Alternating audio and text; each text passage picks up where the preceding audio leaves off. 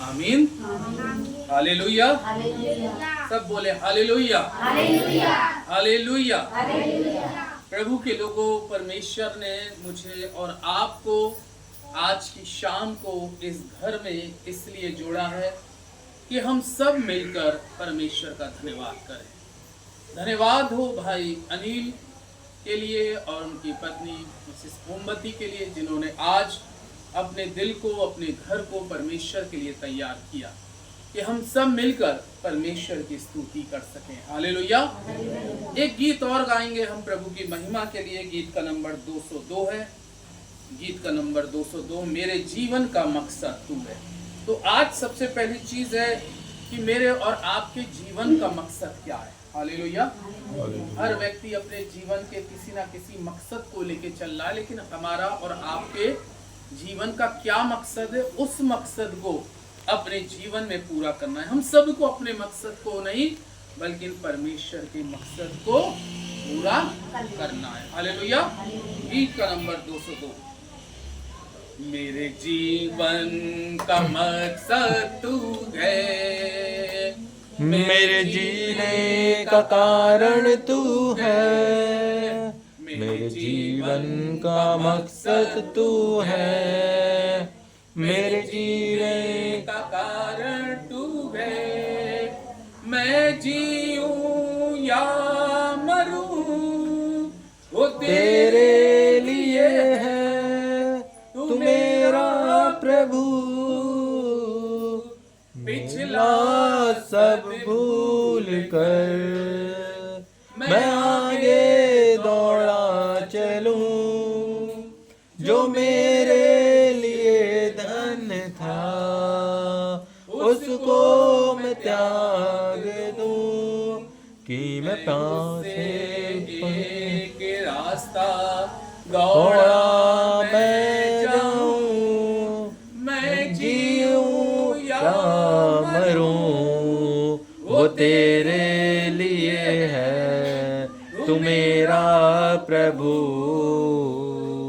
मुझ पर कृपा बेकार न जाने दूं, जिसने मुझे चुना उसकी ओर मैं बढ़ूं, देखूं तेरी सलीब पर खींचा मैं जाऊं, मैं जीऊं या मरूं वो तेरे लिए है, तू मेरा प्रभु।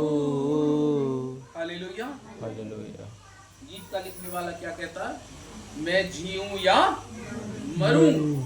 प्रभु के लोगों, इस पद के अंदर में हम एक चीज क्या देखते हैं, विशेष बात, जैसा कि आप सभी जानते हैं कि ये उपवास के दिन चल रहे हैं। काय के दिन चल रहे हैं? उपवास के या व्रत के दिन चल रहे हैं, क्योंकि हमारे प्रभु यीशु मसीह ने जब इस संसार के अंदर में आए थे तो उन्होंने 40 दिन के उपवास रखे थे, फास्टिंग रखी थी। मालूम है, उपवास और प्रार्थना हमको क्या देती है? बल देती है। उपवास प्रार्थना में जो लोग रहते हैं उनको शक्ति मिलती है। जो लोग उपवास प्रार्थना में अपना जीवन व्यतीत करते हैं वो बहुत से पापों से बचे रहते हैं। उपवास और प्रार्थना में जो लोग रहते हैं प्रभु के लोगों, अगर उनके जीवन का दुख या पीड़ा कितनी भी बड़ी क्यों ना हो, फिर भी वो उपवास प्रार्थना में रह के परमेश्वर की से प्रार्थना, धन्यवाद और इसकी स्तुति करते रहते हैं। हालेलुया। आइए प्रभु के लोगों, आज हम प्रभु के वचन से एक ऐसी स्त्री का उपवास देखते हैं जो बहुत ही मजबूत औरत थी। मालूम है इस स्त्री के बारे में क्या लिखा है? इसके उपवास के बारे में देखें। हालांकि बाइबल में लिखा है कि छोटी शादी के उपरांत ज्यादा साल इसका पति इसके साथ नहीं रह पाया था, लेकिन ये औरत बहुत धर्मी थी, बहुत विश्वासी थी। आइए लूका 2 में हम देखते हैं और उसके 36 पद से उसके 38 पद तक में परमेश्वर का वचन कहता है, अशेर के गोत्र में से हन्ना नामक पनुएल की बेटी एक भविष्यवक्तिन थी। वह बहुत बूढ़ी थी और विवाह होने के बाद 7 वर्ष अपने पति के साथ रह पाई थी। वो 84 वर्ष से विधवा थी और मंदिर को नहीं छोड़ती थी, पर उपवास और प्रार्थना करके रात दिन उपासना किया करती थी।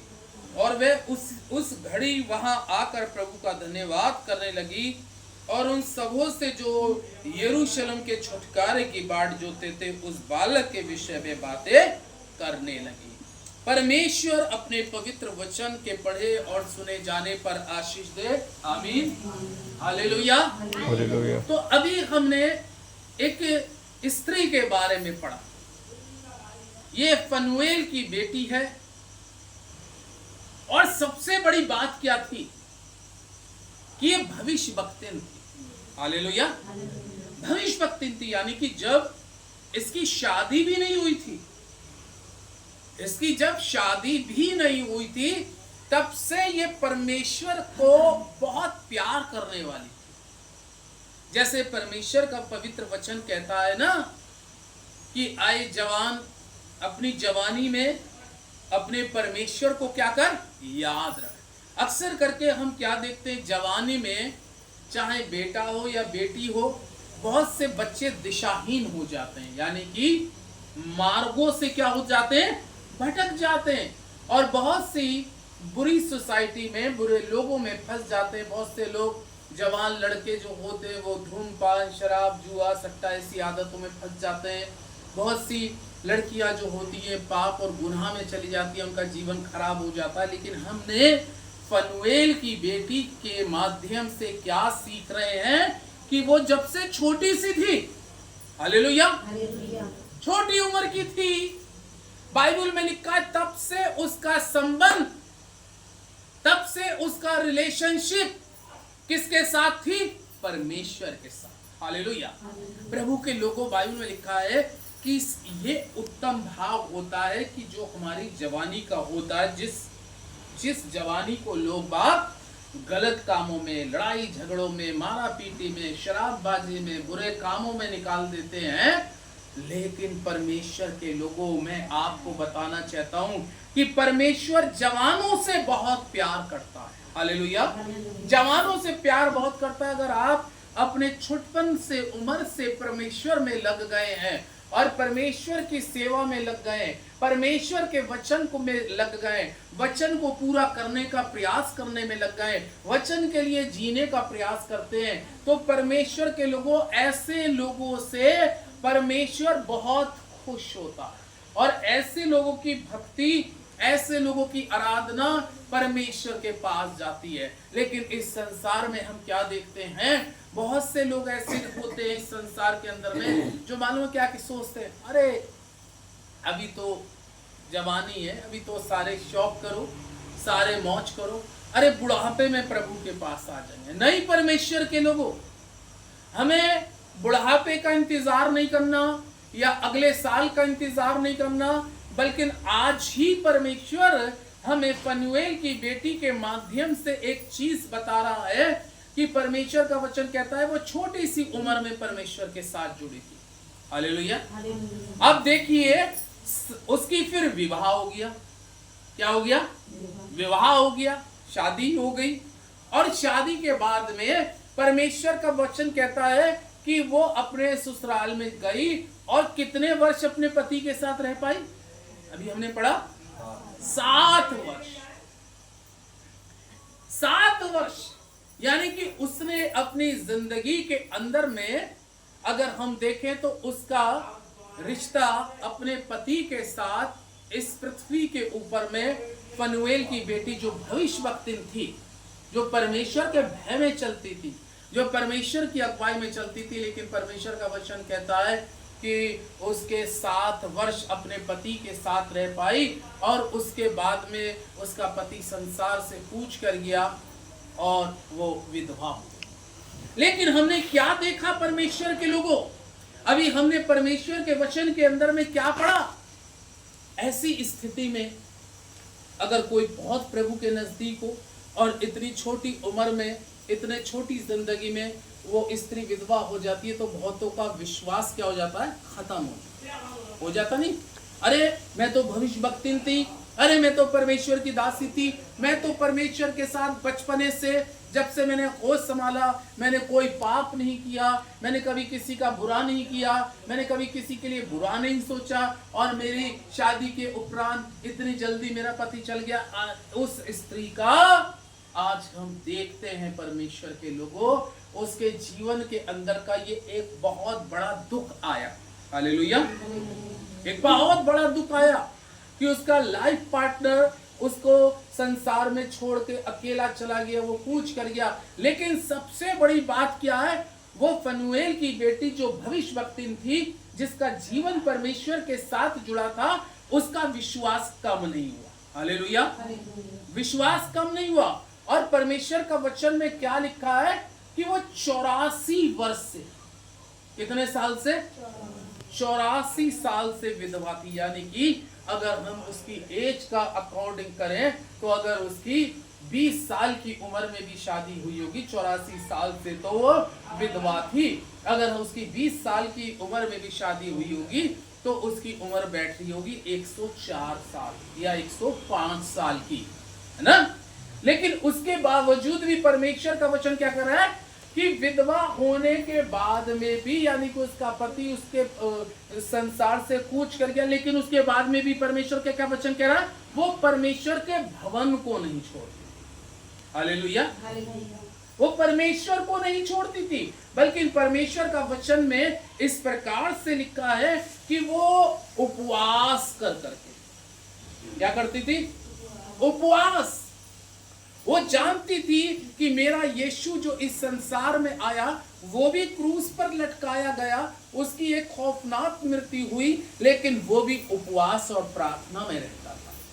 हालेलुया। हर एक व्यक्ति को जो इस संसार के अंदर में आया है, परमेश्वर के लोगों, उसको इस संसार से कूच कर कर एक दिन क्या होना पड़ता है? जाना पड़ता है। ये निर्धारित किसी की आयु के बारे में कोई नहीं जानता कि उसको कब जाना है। अगर इंसान को अपनी सही डेट पता चल जाए, इस दिन मुझे जाना है, तो शायद वो बहुत से पाप और गुनाह ना करे, अपने आप को बचा कर रखे। इसलिए हमें अपनी जिंदगी के बारे में नहीं मालूम, लेकिन सबसे बड़ी बात क्या है कि उसका विश्वास परमेश्वर में इतना था कि वो रात दिन, हालेलुया, क्या कह रहा है वचन, कि वो रात दिन परमेश्वर के, वो क्या लिखा है, वो परमेश्वर के भवन को नहीं छोड़ती थी, परमेश्वर की उपस्थिति को नहीं छोड़ती थी। आज हमारी जिंदगी के अंदर में कोई भी काम आ जाता है तो हम सबसे पहले किसको छोड़ते हैं? ऐसे सोचते हैं अरे इस संडे नहीं अगले संडे चले जाएंगे। हमारा सबसे पहली चीज क्या हो जाता है? हम परमेश्वर को छोड़ देते हैं। लेकिन हम उस बेटी से सीखे कि जो इतना बड़ा दुख उठाने के बाद में भी, इतना बड़ा उसके जीवन के अंदर में गम भी आया, लेकिन अभी जो मैंने गीत गाया, मेरे जीवन का मकसद तू ही है। उसके जीवन का, उस स्त्री के जीवन का मकसद केवल परमेश्वर था। वो जानती थी कि जितना जीवन मेरे पति के साथ था वो उतना परमेश्वर ने दे दिया, लेकिन मुझे अपना जीवन पूरा परमेश्वर के साथ देना बहुत जरूरी है। इसलिए बाइबल में लिखा है कि वो उपवास प्रार्थना डेली करती। हालेलुया। आज परमेश्वर के लोगों, और उपवास प्रार्थना कितने सालों से कर रही है? 84 साल से। कितने साल से? 84 साल से। मायने रखता है कि कोई 84 साल से उपवास प्रार्थना, और परमेश्वर के पवित्र वचन में अभी हमने ये भी पढ़ा कि वो परमेश्वर के घर को नहीं छोड़ती थी। ये भी बहुत बड़ी बात है। आज परमेश्वर के लोगों, हम उपवास और प्रार्थना में जैसे जैसे जाते हैं, उसका उपवास प्रार्थना में जाने के बाद में उसका दुख खत्म होता गया, उसका अंदर का शोक खत्म होता गया, उसके मन की व्याकुलता खत्म होती रही, उसके जीवन की चिंताएं फिक्रें खत्म होती रही। अब मेरा क्या होगा? क्योंकि वो उपवास प्रार्थना में अपने जीवन को पूरी तरीके से परमेश्वर के साथ जोड़ चुकी थी। हालेलुया। उसने अपना जीवन पूरी तरीके से परमेश्वर के साथ जोड़ लिया था। उसने ये जाना कि जितनी जिंदगी परमेश्वर तूने मुझको दी है, मैं उपवास प्रार्थना में और तेरे घर के अंदर में रहकर हमेशा तेरी स्तुति करूंगी। और इतना ही नहीं, बल्कि बाइबल में लिखा है वो सब लोगों के लिए, इजराइलियों के लिए, यहूदियों के लिए छुटकारे की प्रार्थना भी करती थी। हालेलुया।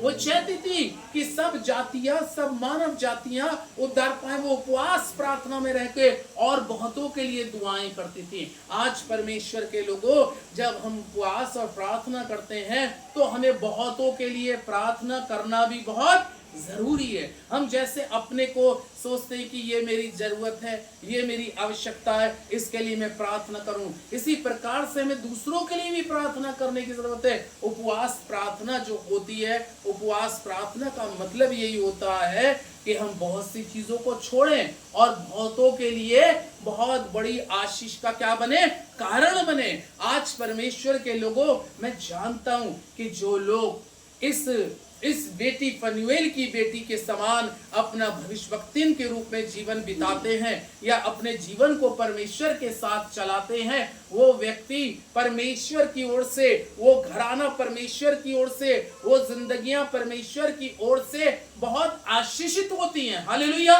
क्या आप नहीं चाहते कि हम आशीषित हो? आप चाहते होंगे हम आशीषित हो, आप चाहते होंगे हमारा परिवार आशीषित हो, आप चाहते होंगे हमारे घर के अंदर में प्रभु की आशीष आए। लेकिन ये आशीष कैसे आती है कि जब हम आशीष देने वाले को अपने जीवन के अंदर में बुलाते हैं। हम कैसे अपने जीवन में प्रभु को स्वीकार करते हैं कि जब हम प्रार्थना और विनती, आराधना, स्तुति में, प्रभु का दास था जिसका नाम दाऊद था। परमेश्वर का वचन कहता है, बाइबल में लिखा है कि वो इजराइल देश का राजा था, लेकिन फिर भी परमेश्वर का वचन कहता है कि वो एक दिन के अंदर में 7 बार, कितनी बार? 7 बार परमेश्वर की उपस्थिति में जाता था। परमेश्वर की उपस्थिति में जाकर स्तुति आराधना करता था, उसकी महिमा करता था। और बाइबल में लिखा वो अपनी पूरी जिंदगी भर तक, जैसे फनुएल की बेटी जिंदगी भर परमेश्वर के घर को नहीं छोड़ती थी और उपवास प्रार्थना में लौलीन रहती थी, इसी प्रकार से दाऊद भी अपने जीवन भर परमेश्वर की स्तुति करता रहा। उसने खुद इस चीज को कहा कि मैं जीवन भर परमेश्वर की स्तुति करता रहूंगा और जब तक मैं बना हूं तब तक अपने परमेश्वर के नाम को लेता रहूंगा। सो परमेश्वर के लोगों, जब हम अपने जीवन को अपने वचन के अनुसार जीना आरंभ करते हैं तो ये वचन हमारे लिए आशीष लेके आता है। ये वचन हमारे घर की बीमारियों से छुटकारा दिलाने आता है। ये परमेश्वर का वचन हमें अंधकार से निकालता है। ये परमेश्वर का वचन हमारे दुख में आनंद ले आता है। ये परमेश्वर का वचन हमारी सारी चिंताओं को, हमारी सारी फिक्रों को समाप्त करता है। हालेलुया। जैसे उसने उस भविष्यवक्तिन की जो 84 साल से उपवास प्रार्थना में थी, लगातार परमेश्वर के घर में रहती थी, लगातार परमेश्वर की दुहाई देती थी। आज परमेश्वर के लोगों, मैं आपको इस वचन के द्वारा यही बताना चाहता हूं कि आप अपना जीवन पूरी तरीके से परमेश्वर के हाथों में सौंपते हुए उसकी इच्छा के मुताबिक जीवन को चलाएं तो यकीन जाने आप और आपका घराना आशीष पाएगा। आमीन। आइए दुआ करें। हमारे जीवित महान सामर्थी अद्भुतकारी परमेश्वर, हम दुआ करते हैं भाई अनिल के लिए, भाई राजू के लिए, हम आंटी के लिए दुआ करते हैं प्रभु परमेश्वर, बहन वीरवती के लिए प्रभु परमेश्वर, बहन देवकी के लिए प्रभु परमेश्वर, हम दुआ करते हैं सभी बच्चों के लिए प्रभु, परिवार के अंदर में ओमवती सिस्टर के लिए प्रभु जी, सब जितने बैठे हैं परमेश्वर तेरे वचन को सुनने के लिए प्रभु, जिन्होंने तेरे वचन को सुना, ये वचन 30 गुना नहीं, 60 गुना नहीं, परंतु 100 गुना फल लाए और ये घराना तुझ में आशीष पाए। हम दुआ करते हैं बेटे यश के लिए प्रभु जी, जो भी उसने प्रभु जी कोई सिक्का खा गया है प्रभु, हम चाहते हैं प्रभु वो सिक्का पॉटी के द्वारा उसके बाहर होने पाए और प्रभु उसको चंगाई मिले। इनके घर पर, इनके अंजल पर तेरी आशीष और बरकत हो। इस परिवार में जितने भाई लोग रहते हैं प्रभु, हम सभी को आशीष करते हैं, सारी बहनों को आशीष करते हैं, सारे बच्चों को आशीष करते हैं, इनका जो भी रोजगार है उसको आशीष करते हैं और चाहते हैं प्रभु ये घराना सदा सर्वदा तेरे कामों में बढ़े और तेरी महिमा, तेरी स्तुति इनके जीवन से होती रहे। सारी बातों में तुझे धन्यवाद देते हुए इस प्रार्थना विनती को प्रभु यीशु के नाम से मांगता हूँ, आमीन।